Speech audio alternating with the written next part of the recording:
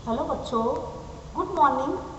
आज हम कक्षा 4 में हिंदी पाठ 14 ए तारे यह पाठ पढ़ेंगे। इसके कवि हैं देवेंद्र दत्त तिवारी।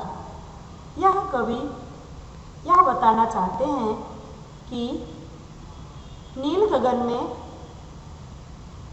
गगन के ए तारे, झगमग झगमग ए तारे, झिलमिल झिलमिल ए तारे, कितने प्यारे ए तारे, कितने ऊंचे ए तारे, कांप रहे हैं बेचारे।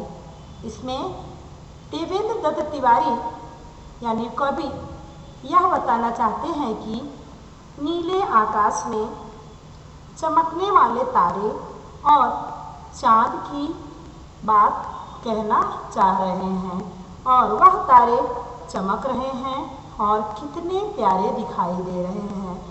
जगमगाते हुए, झिलमिलाते हुए वह तारे दिखाई दे रहे हैं। ऐसा लग रहा है कि वह बहुत ऊंचे होकर कांप रहे हैं। दूसरा हम देखेंगे, चमचम चमके ए तारे, छम छम नाचे ए तारे, किरण टूट कर बिखरी है, ज्योति फूट कर बिखरी है, हंसी गगन की बिखरी है, उसकी शोभा निखरी है। इसमें कवि यह बता रहे हैं कि ये तारे आसमान में इतनी ऊंचाई पर होकर भी चमचम चमक रहे हैं और इनकी रोशनी ऐसे टूटकर बिखरी हुई है मानो लग रहा हो कि आकाश में सारे तारे इधर उधर चमचमा रहे हैं, छमछम नाच रहे हैं।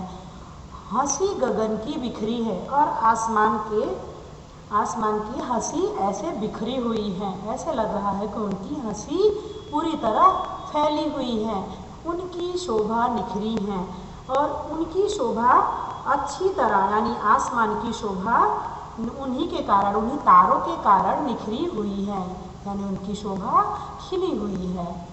जूही चमेली बेला है, फूलों का यह मेला है, गजरों का यह मेला है, चाँद उदास अकेला है, उसको पास बुला लो माँ, मेरे साथ खिला लो ना, गुन गुन गुन गुन गा देना, उसको यहीं सुला लेना।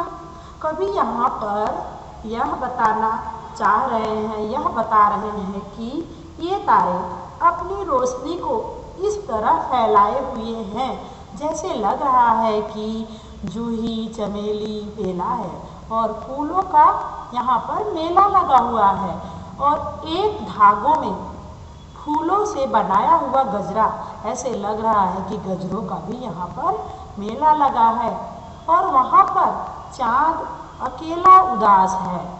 माँ, उसको पास बुला लो और मेरे साथ बैठकर उसको खाना खिला लो और उसको सुलाने के लिए गुनगुन गुनगुन कोई भी गाना गा देना और मेरे पास उसको यहीं हमारे साथ ही सुला देना। कितना अच्छा कवि ने इसमें बताया है। नील गगन के ये तारे, जगमग जगमग ये तारे, झिलमिल झिलमिल ये तारे, कितने प्यारे ये तारे। नीले आकाश में ये तारे जगमगा रहे हैं और झिलमिला रहे हैं, वह चमक रहे हैं और कितने प्यारे दिखाई दे रहे हैं। तो आइए हम नीचे शब्दार्थ को देखेंगे। शोभा मीन्स कांति या फिर चमक, चाँद मीन्स चंद्रमा और नील मीन्स नीला, तारा मीन्स सितारा, उदास मीन्स दुखी और झिलमिल यानी रह रहकर चमकता हुआ तारा। आइए हम स्वाध्याय देखेंगे। निम्नलिखित प्रश्नों के उत्तर एक एक वाक्य में लिखिए। पहला है, तारे कैसे हैं? तारे जगमग जगमग और झिलमिलाते हुए तारे हैं। कौन छम छम नाचते हैं? छम छम तारे नाच रहे हैं।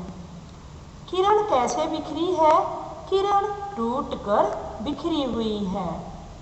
किस किस का मेला लगा है? फूलों का मेला लगा है। जूही चमेली बेला और फूलों का मेला लगा हुआ है, गजरों का मेला लगा हुआ है। बच्चे ने माँ से किसे बुलाने के लिए कहा है? बच्चे ने चाँद को अपने पास बुलाने के लिए कहा है। निम्नलिखित प्रश्नों के उत्तर दो वाक्यों में लिखिए। पहला प्रश्न है, बच्चा माँ से चाँद बुलाने के लिए क्यों कहता है? क्योंकि चाँद उदास है, इसीलिए बच्चा माँ से चाँद बुलाने के लिए कहता है। प्रश्न 2 है, कवि ने तारों की क्या क्या विशेषताएं बताई हैं? कवि ने तारों की यह विशेषता बताई है कि जगमगाते हुए तारे और झिलमिलाते हुए तारे चमचम चमक रहे हैं और छमछम नाचकर उनकी किरणें बिखरी हुई हैं। यह तारों की विशेषता बताई है। काव्य पंक्ति पूर्ण कीजिए। तो यह आपको, चाँद उदास अकेला है, उसको पास बुला लो माँ, मेरे साथ खिला लो माँ, गुनगुन गुनगुन गा देना, उसको यहीं सुला देना, नील गगन के ये तारे जगमग जगमग ये तारे, झिलमिल झिलमिल ये तारे, कितने प्यारे ये तारे। तो बच्चों, आपको यह कविता में देखकर ये काव्य पंक्ति को पूरा करना है। प्रश्न उत्तर नंबर 4, निम्नलिखित शब्दों के पर्यायवाची शब्द लिखिए। पहला है गगन, तो गगन मीन्स आकाश होता है, और उदास मीन्स होता है, उसका समानार्थी शब्द होगा दुखी, और ज्योति का अर्थ होगा प्रकाश, शोभा का अर्थ होगा चमक या फिर कांति, फूल का है पुष्प, और माँ का माता या जननी भी हम कह सकते हैं, और तारा का है। प्रश्न 5, निम्नलिखित शब्दों के बहुवचन बनाइए।